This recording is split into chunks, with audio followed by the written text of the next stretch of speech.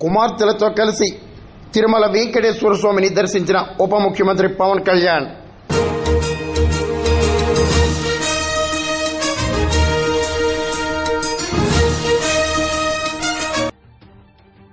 రాష్ట్ర ఉప ముఖ్యమంత్రి పవన్ కళ్యాణ్ పవిత్ర తిరుమల క్షేత్రాన్ని సందర్శించి కుమార్తెలతో కలిసి శ్రీ వెంకటేశ్వర స్వామి వారిని దర్శించారు.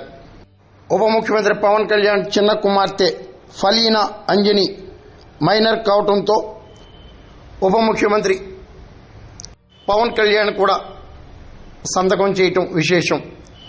టీటీడీ ఉద్యోగులు డిక్లరేషన్ ఫారాలు అందించగా వాటిపై పవన్ కుమార్తెలు సంతకాలు చేసి స్వామి దర్శనానికి తరలి వెళ్లారు.